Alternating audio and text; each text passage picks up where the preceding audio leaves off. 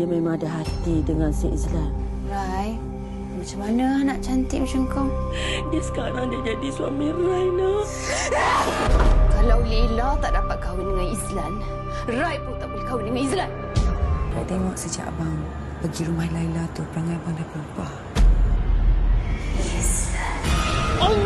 Assalamualaikum dan salam sejahtera. Sedang sekali saya Izwan Azir Saleh bertemu dengan anda dalam satu lagi episod Soal Drama di TV9 yang juga nanti anda boleh tonton di YouTube Cool FM. Dan kalau anda lihat tadi, snippet yang kami bawakan adalah satu drama yang sekarang sedang mendapat perhatian dalam slot Samarinda di TV3.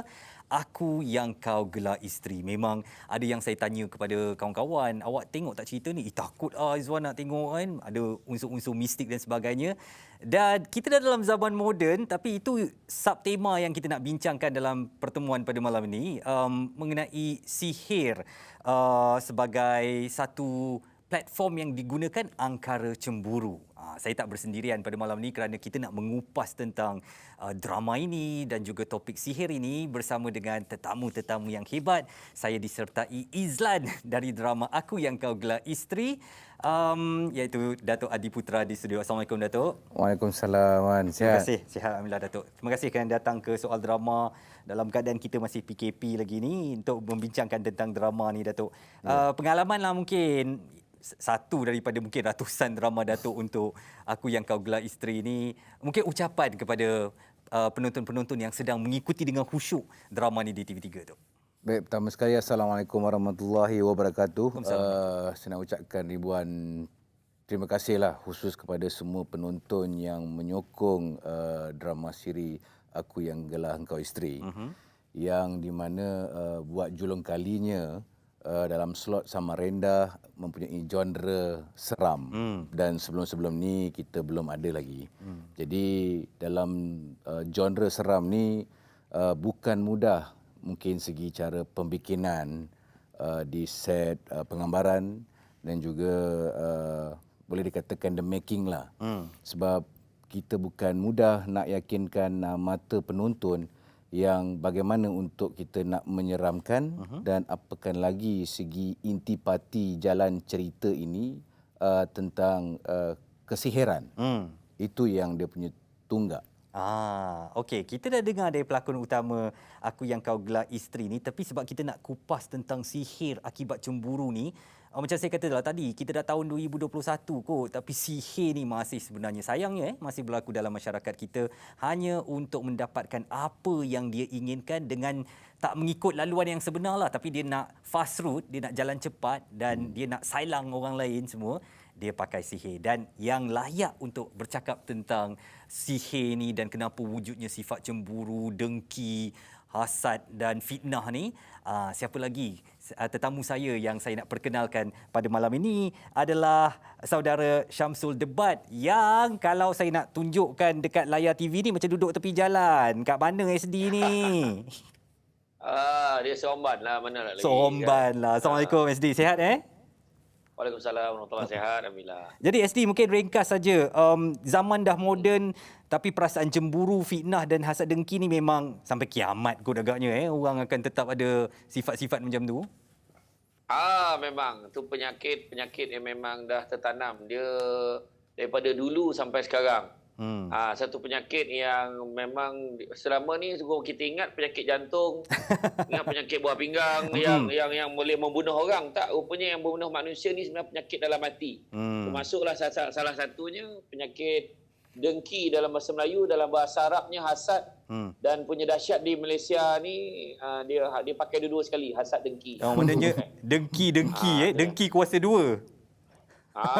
Itulah dengki betul-betul lah. Okey, kejap lagi kita akan nak mengupas dengan lebih lanjut lagi pandangan dan perkongsian daripada Syamsul Debat. Mungkin sikitlah Datuk, ada pengalaman-pengalaman tak? Sebab ni filem mistik, drama mistik kan, semasa penggambaran ke, atau macam mana mungkin Datuk nak menghayati watak yang diberikan ni di samping orang panggil pengalaman luas Datuk dalam bidang lakonan? Kalau segi pengalaman, watak Izlan yang saya memegang dan juga saya melakonkan, dia macam duduk di pertengahan antara waras dan tak waras. Jadi bila kita dalam keadaan yang yalah skrip dah diberi, perwatakan dah diberi. Jadi saya ni menjadikan rebutan antara dua wanita. Iaitu dilakonkan oleh Sharifah Sakinah dan juga Nadia Bryan. Tetapi pada masa yang sama, bila kena sihir, membuatkan saya memikir, kita mempunyai banyak varia kalau kita nak melakonkan. Cuma satu varia saja yang harus dipilih antara 1000. Jadi dalam pertengahan waras ataupun tidak waras, untuk orang kata meninggalkan impak yang sihir itu menjadi. Dan mungkin kadang-kala kita ni menjadi bela sementara dan perasaan ni sekejap ada kepada Laila, sekejap ada kepada Rai. Jadi nak katakan orang kata kita nak memberikan kepada penonton rasa tu bukan mudah. Dan pengalaman segi mistik bagi saya mungkin dengan orang kata dah biasalah dengan asap-asap kemian yang dibuat dengan smoke-nya, segi propping-nya, make-up effect-nya, sampai jam sekitar 5 pagi pun habis pun ada kan. Jadi orang kata bohonglah kalau tidak ada perasaan aura yang mungkin lalu, mungkin lintas, tetapi itu yang saya lalui lah. Okey. Saya suka jawapan Datuk yang short and sweet mengenai aura dan perasaan seram tu, sebab ini bukan misteri Nusantara. Kita tak nak terlalu go kepada pengalaman-pengalaman mistik tu. Sekejap lagi SD saya nak tanya, memanglah drama ni dah ada jalan cerita dia yang kita akan saksikan episod ke-7 dan seterusnya nanti. Tetapi sebagai seorang suami lah, apabila dia kena kepada perkara-perkara yang nak disihir dan sebagainya ni, ada tak jalannya dalam kehidupan realiti ni untuk mendindingi ataupun nak melawan daripada gangguan sihir ni? Sekejap lagi, terus bersama kami di Soal Drama, kembali selepas ini. Tengok filem Hello Kitty boleh tak? Pakai suara Hello Kitty. Dah tak cantik. Cantik lah tu. Laila ke dalam, lupa. Hari itu Laila kirim salam, tapi hari ini baru nak beritahu. Terima kasih kepada anda yang masih lagi bersama Soal Drama. Saya Izwan Azir dan kita membincangkan drama Aku Yang Kau Gelar Isteri, subtema yang kita ambil tentang apakah sihir menjadi satu amalan untuk mendapatkan apa-apa matlamat dalam kehidupan kita. Pastinya jawapannya tidaklah, dan ini bukan suatu yang baik untuk dilakukan. Datuk, tadi sebelum kita berhenti rehat, Datuk punyalah marah kepada Laila, lakonan Sharifah Sakinah ni, kata dah lah pakai seluar Hello Kitty. Tu tak ada dalam skrip kan tu? Tak ada. Itu memang kebetulan lah ya. Kebetulan. Saya dah dengar ada orang ketawa lagi. Saya tak perkenalkan dia lagi tahu. Tapi sebab dia dah ketawa, saya nak memperkenalkan Sharifah Sakinah, seorang lagi pelakon dalam Aku Yang Kau Gelar Isteri. Kina, apa khabar? Hello. Assalamualaikum semua. Waalaikumsalam. Sihat Salam. Ada penonton ke? Adalah awak ni Tak, kan. maksud saya dekat dalam studio tu lah. Mana boleh, sekarang zaman PKP, semua kat rumah je.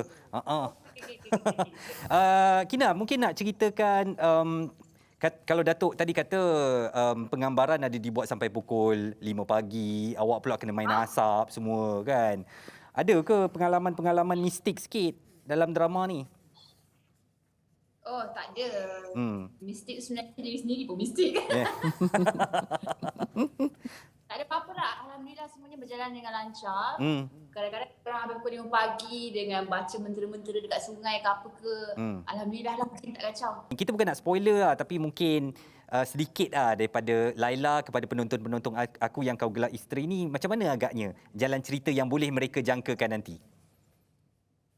Biasalah, cerita dia mungkin dia memang based dengan cinta cemburu. Tapi kali ini kita buat sebabkan face shaming, body shaming, punya awareness. So sebab selalu dihina, sebab tu kita jangan hina orang. Kalau kita hina orang, dia boleh buat jadi dendam. Dia boleh jadi dendam, dia jadi benda lain. Sebab kadang-kadang manusia ni dia tak ada macam, apa nak cakap, dia orang tak lepas, dia bukan macam Sharifah Sakinah, dia turun, tak ada. Manusia ni dia boleh simpan dendam sampai bertahun-tahun. Betul. Sebab tu kadang-kadang ada orang kena jaga-jaga sikit. Ustaz, mengenai orang yang masih nak gunakan sihir lah dalam kehidupan ni kan. Kenapa? Macam apakah tak boleh bawa berbincang ke, tak boleh provoke ke, atau orang kata sekali pukul habislah cerita kan, tak payahlah nak pakai sihir-sihir ke apa lagi. Tak, dia sebenarnya manusia ni dia setiap orang tak sama. Setiap orang tak sama dan mungkin kalau orang yang dia dah biasa keadaan, contohlah macam cerita macam kita tengok kan Sharifah Sakinah kan. Orang dah, kalau contoh dia orang balun dia, kalau orang lain dah terjun dah tu tapi dia lag, kalau nak balun lah kan mungkin sebab dia dah biasa. Macam orang tertentu tekanan-tekanan perasaan, ujian-ujian dalam kehidupan ni yang memang tak sama. Dan kalau kita tengok puncanya, pertamanya mungkin dari segi ilmu. Ilmu, keduanya dari segi agama, pegangan agama. Sebab ada orang kadang-kadang bila dia tak ada pegangan agama, kadang-kadang orang tu dia ada pegangan agama pun bila kemarahan dia tu tak boleh dikawal, maka dia akan cenderung juga untuk pergi kepada ke arah tu. Contohnya macam seorang ustaz tu pun kadang-kadang dia ustaz, dia pegang agama tapi bila terlampau suka kat seseorang, sebab sihir ni maksud dari segi bahasa Arab dia sebut mengubah kebenaran tu kepada satu benda yang bukan kebenaran. Maknanya contohnya orang tu memang dah tentu tak suka kat dia, tapi dia nak juga orang tu suka kat dia. Dia terlampau tak suka. Kadang walaupun dia ada ilmu agama, dia sanggup cari benda-benda lain. Sebab dia dah tak, maknanya dia dah tak yakin dengan Allah, dia guna benda lain. Dia tiup ke, dia baca ke, dia apa bentuk sekalipun supaya nak ubah kebenaran yang orang tu tak suka kat dia tu jadi suka kat dia. Sedangkan sihir dia dalam banyak keadaan dia bersifat sementara. Dia ada perjanjian-perjanjian dengan makhluk Allah yang dilaknat kan. Kan, dengan syaitan, dengan iblis, perjanjian-perjanjian yang tak sepatutnya. Malahan benda ni banyak mendatang kesan kepada masyarakat pada hari ni sebenarnya, banyak sangat. Termasuklah ada yang kadang-kadang sampai ke anak cucu mendapat akibat dia. Sebab dia membela gunakan kaedah-kaedah ini dan dia dia tak tahu dia mati bila. Sekali dia mati, yang benda tu tak expired pun. Bukannya ikut, benda tu bukan ikut dia waktu dia mati. Dia kacau pula ke generasi seterusnya, anak dia. Malahan banyak berlaku, termasuklah dalam kes-kes bab sihir ni juga, sampaikan kalau mungkin Izwan pernah dengar kes kehilangan bayi, janin kat dalam perut, banyak berlaku. Benda ni berpunca daripada orang dulu sihir, terbabit, dan kemudian dia pandai sihir tapi tak pandai nak buang. Jadi benda ni berpunca daripada hati yang tak dididik, tak disemai dengan ilmu, agama dan sebagainya. Okay. Datuk, dalam kehidupan peribadi sebagai seorang public figure, Datuk, mungkinkah ada pengalaman, kalaupun tak berlaku kepada Datuk secara peribadi, pernah ke melihat kepada cross kepada kes-kes sihir macam ni berlaku pada keluarga ke ataupun kawan-kawan ke, ada tu? Bohonglah kalau saya cakap tak ada lah. Saya boleh mengambilkan satu kesimpulan. Satu, manusia ni tidak sempurna. Dan kita tahu benda ni memang wujud. Dan segi nafsu ni memang tidak ada kepuasan. Seperti mana yang Ustaz kata, ilmu tu memang satu peranan yang penting. Segi pegangan pun juga yang penting. Tetapi bila amarah itu meningkat, ilmu pun menurun. Jadi kalau kita nak mengawal sesuatu untuk menghakkan kebenaran ni, kita lupa yang kita dalam keadaan yang tak waras. Bila kita dalam posisi yang macam ni, macam-macam boleh berlaku. Apakah lagi di mata masyarakat, budaya kita, ada yang taksub dengan perkara-perkara yang dilaknat, kan? Perbuatan yang tak seharusnya kita mendekat yang dilarangnya. Jadi bagi saya bohonglah kalau katakan tak ada. Dan jadi benda ni kita tahu, kalau sikit-sikit contohnya ni kena buat orang. Contohnya ini pun sama ni adalah saka yang ikut. Jadi ada baiknya bila drama ini ditayangkan untuk menyampaikan message. Biar adakan kesedaran, biar kita kurangkan kepercayaan kepada perkara-perkara yang sebegini rupa. Okey. Kina, apa yang anda jangkakan penerimaan daripada penonton-penonton di tanah air tentang drama Aku Yang Kau Gelar Isteri ni, dan sebagai watak yang jahat lah kan, watak yang memainkan sihir ni, awak bersedia ke kalau kena kecam ke? Penerimaan orang tu mesti orang kata, oh okey, mungkin sebab kita kena jaga apa benda yang kita cakap, kita kena macam mana kita nak surroundingkan dengan orang dekat luar tu supaya kita tak, sebenarnya habis cerita berbaik-baik je lah dengan orang. Sekarang ni macam nak cakap apa ke, nak social media posting ke apa ke, memang susah. Kadang-kadang kita takut sebab sekarang ni menyebabkan mental health juga. Betul. Sihir-sihir ni kadang-kadang bila diorang dah perfect dari segi agama pun, diorang rasa sihir tu supplement, tambahan lagi, bonus. Nak cantik sebenarnya dah orang dah kata dah ada surah-surah yang nak kena baca, tapi nak cantik lagi ambil lagi. Tapi diorang macam semayang 5 waktu macam biasa apa benda, tapi diorang rasa sebab dah culture adik-beradik semua dah pakai, so diorang dah yang benda tu sebenarnya adalah salah.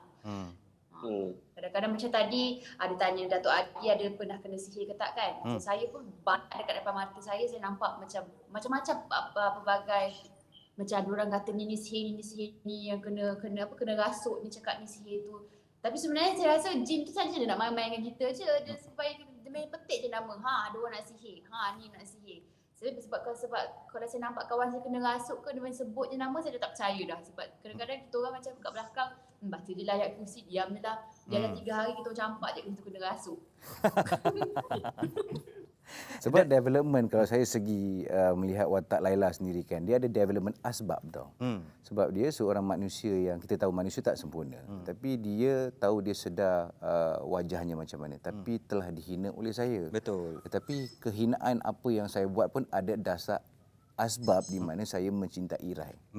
Jadi di situlah menimbulkan satu, orang kata, lapisan kulit yang sakit, lama-lama pendam, sampailah orang kata ke tahap satu paras yang boleh melaksanakan sesuatu perbuatan yang kita tak menyangka. Okey. Dan SD, mungkinlah kepada kita semua, kepada Datuk Adi Putra, kepada Sharifah Sakinah sebagai mereka adalah barisan hadapan dalam industri seni ni, nasihat dan pesanan mungkin sedikit yang boleh diamalkan sebagai pendinding untuk kita jadikan teman harian untuk melindungi kita. Sikit SD? Okay, kepada semua lah, bukan hanya barisan hadapan sajalah kan. Bukan hanya barisan belakang pun kena juga ya. Belakang yang duduk tepi jalan ni kan. Umum. Jadi apa pun benda yang simple je. Pertama solat, kita sentiasa limankan arjullah wal yaumil akhir wa zakarullah katsiran. Siapa nakkan rahmat Allah, nakkan hari akhirat, ingat Allah banyak-banyak. Zikir selalu. Lepas tu Nabi kan dah pesan, barang siapa yang mengamalkan 7 biji buah tamar setiap hari, maka akan dijauhkan daripada keracunan, termasuklah sihir. Baik. Maknanya makan buah tamar hari-hari kalau paling baik. Kan aku dah agak dah. Memang ke dapur ambil kurma. Yang terbaik sekali kurma ajwa. Lepas tu berwuduk. Ambil wuduk selalu. Rajin-rajin. Kita ni kadang ambil wuduk sebab nak solat je. Tapi sebenarnya setiap masa memperbaharui wuduk kita pun salah satu cara. Nak pula public figure kan, macam Datuk Adi, macam Sharifah Sakinah. Sebenarnya amal-amalkan, ambil je wuduk, kan. Apa tu kalau kita sentiasa dalam keadaan bersedia, ingat Allah, ngaji kan, ngaji Quran. Begitu juga satu lagi, jangan, sebaik-baik ni jangan tinggal solat jemaah. Baik. Solat jemaah ni pun salah satu cara, sebab dia gambar tuju kita. Dia orang yang tuju-tuju ni, dia gambar tuju waktu orang tengah duduk seorang-seorang. Macam tu. Jadi bila kita dalam keadaan berjemaah, tengah dengar kuliah, memang tak load, melantun balik kan. InsyaAllah. Jadi apa pun nak bagi tahu, sebenarnya saya setuju tadilah apa Datuk Adi sebut, sebenarnya semua berpunca. Dia bukan kata kan jatuh pun bersebab kan. Betul. Semua ada sebab. Jadi makna kata antara sebab-sebabnya adalah manusia ni, dia kalau dengki lah, puncanya dengki. Dia penyakit dalam hati manusia ni, dia 3. Pertama riak, sombong. Yang keduanya tamak. Yang ketiga dengki. Yang dengki yang kita cerita tadi. Baik. Dan dengki ni puncanya ada 3. Iaitu pertama, sibuk tengok apa yang orang ada sampai terlupa apa yang kita ada. Yang kedua, sibuk tengok sibuk tengok orang yang lebih daripada kita sampai terlupa tengok ada orang lagi susah daripada kita. Alright. Dan yang ketiga sibuk kata apa yang dia ada pada diri dia tu semua sebab dia hebat, sebab dia rasa dia cantik, sebab dia rasa dia bagus semua, sedangkan apa kita ada Tuhan yang bagi. Jadi kalau ada tiga-tiga ni, insya-Allah kita tak ada nak dengki dengan orang. Sebelum SD bagi lagi 3 benda, saya terpaksa berhentikan SD dekat situ. Satu, saya risau juga dia duduk tepi jalan. Saya nak ucapkan terima kasih kepada Syamsul Debat di Seremban. Lepas ni masuk rumah SD, tak maulah duduk dekat tepi jalan macam tu. Dan juga terima kasih kepada Sharifah Sakinah, jaga diri dalam zaman-zaman PKP ni, jaga diri dan dalam zaman orang mudah nak mengatakan apa saja kepada kita, insya-Allah saya percaya Sharifah Sakinah boleh harungi cabaran-cabaran itu dengan baik, ya. InsyaAllah. Terima kasih semua kepada kedua-dua tetamu saya, Sharifah Sakinah dan juga Ustaz Syamsul Debat. Assalamualaikum. Dan kita nak bersambung sekejap saja lagi, jangan ke mana-mana, teruskan bersama Soal Drama selepas ini. Kedua, Laila jangan solat. Dengar cakap Cimba ya.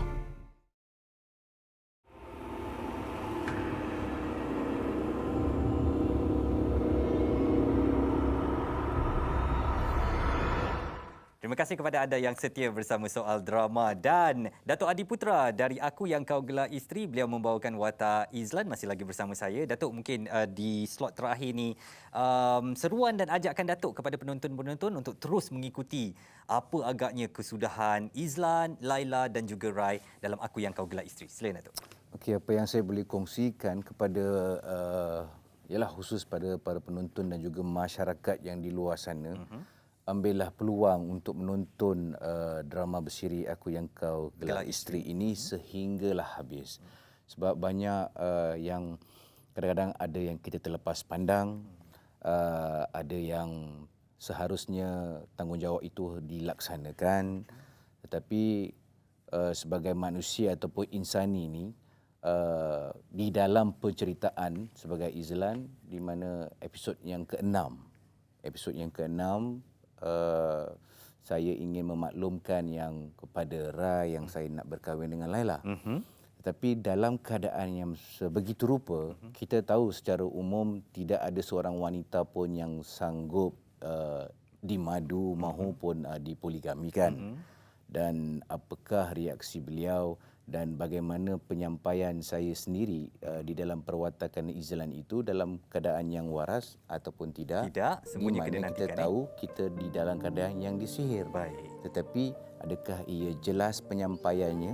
Itu yang saya harap sangat kepada penonton dengan hati yang terbuka untuk memberikan sokongan yang padu. Baik. Jadi hari Isnin depan jangan lupa episod ke-7 kalau saya tak silap dalam slot Samarinda, Aku Yang Kau Gelar Isteri, Isnin hingga Khamis di TV3.